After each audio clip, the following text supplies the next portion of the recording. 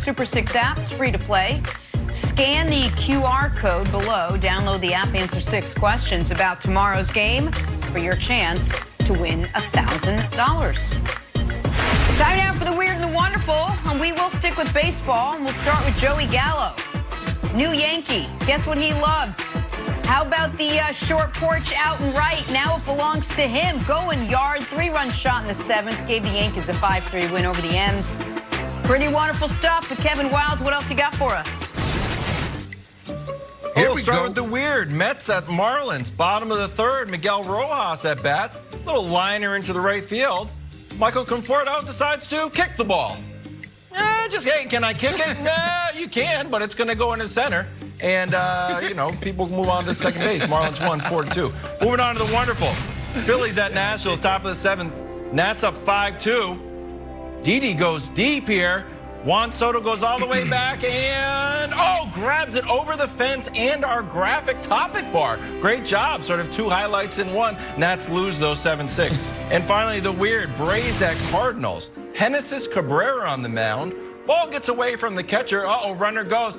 Genesis makes sure he is not hit with the ball. They don't wear helmets on the pitcher's mound, although John Olerud used to wear one on first base. Lies totally down to make sure he had a clean shot to second. Cardinals still lose 8-4, and that's the weird and wonderful from National Pastime. Genesis also has a cool glove. Nice little teal.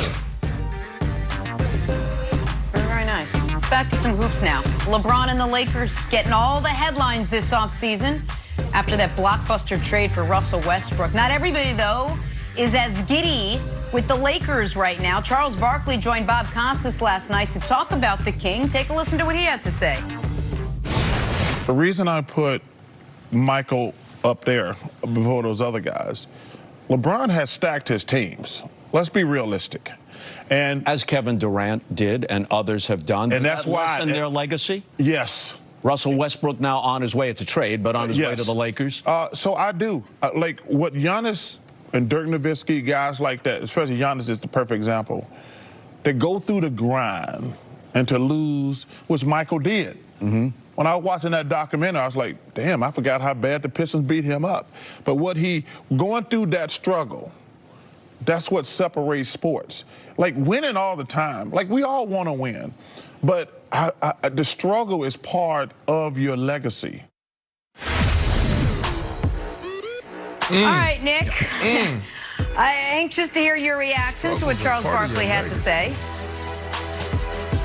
Yeah, listen, the struggle is part of guys' legacies. Very few guys get to be drafted to an already stacked super team, like a team that had won the title just a couple years before, a team that has an MVP in Moses Malone, another MVP in Dr. J, another Hall of Famer in Mo Cheeks, and a could-have-been Hall of Famer in Andrew Toney. Most guys don't get that. Now, Charles got that, and despite that, when things got tough in Philly, he went to Phoenix, and when things got bad in Phoenix, he went to Houston. And despite all that, Chuck, who I love, and he's be mad, it's fine, is the guy who unfortunately is known for the best player ever, arguably, not to win a ring. But you're right, struggle is part of the legacy, which is why I find it so interesting that right before the clip started, he's like, and that's also why I don't even have LeBron ahead of Kobe. Kobe's, in my opinion, the 8th greatest player ever, and unquestionably one of the 12 greatest players ever. But there was no struggle for Kobe. Kobe got drafted to a team with Shaquille O'Neal. He shortly into his career got a coach named Phil Jackson and immediately won. There was no struggle for Magic. Magic got drafted to a team with Kareem. There's no struggle for Larry. That team was outstanding and won almost immediately. Now, there was struggle for Michael, a struggle that, he couldn't get through Bird Celtics and never actually got through Bird Celtics, never beat them, and couldn't get through the Pistons. They beat them 3 years in a row and then finally got through them once they got old and they were done. And then Michael won his titles with Scottie and with Phil.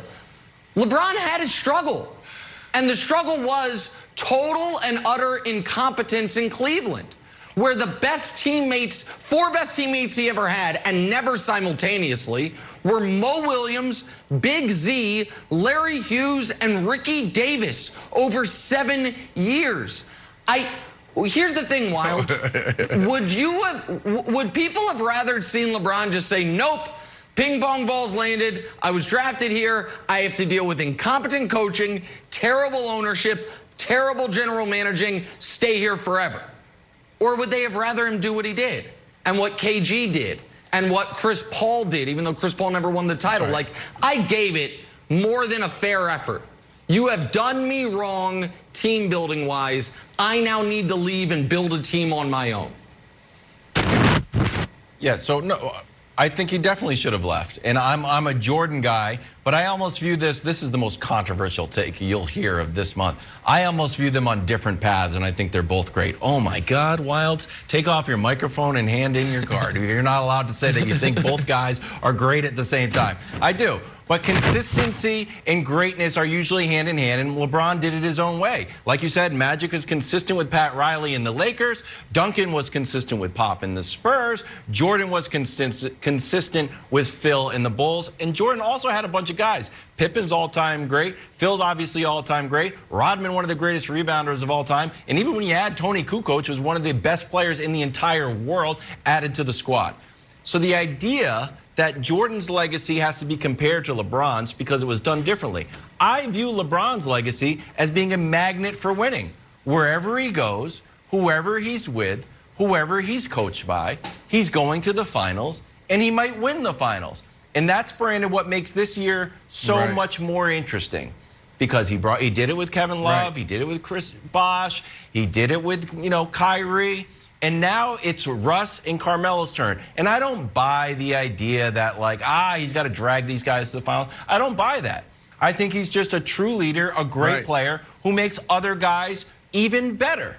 So, we've seen it with sort of, mediocre guys like Mozgov. All of a sudden, man, that Mozgov, he's worth, give him a $75 million contract because he's around LeBron. So I'm interested to see how much better Carmelo can get, how much better he saw Dwight Howard get, how much better or different Russ can be.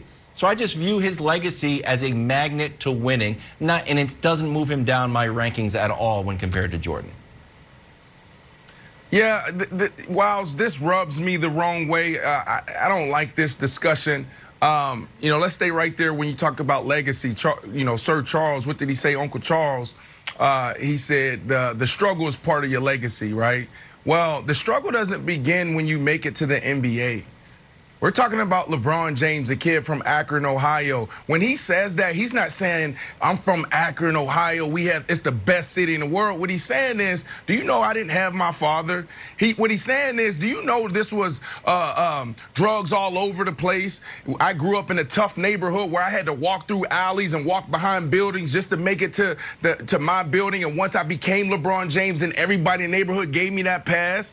And then LeBron James elevates on the biggest stage, the high school stage. Once he got there and everybody said, oh, King James, King James, King James, nationally televised high school games, got stars on the sideline coming to watch his games. I think Kobe even went to some of those games. Do you understand the pressure that guy was under? How many times have we seen these child superstars make it and then fold because they couldn't handle the pressure, or make it and get in trouble and do the wrong things off? So LeBron James' struggle started way back when he was a kid in Akron, Ohio. So then he makes it to the NBA, and I think all of us would say he exceeded expectation.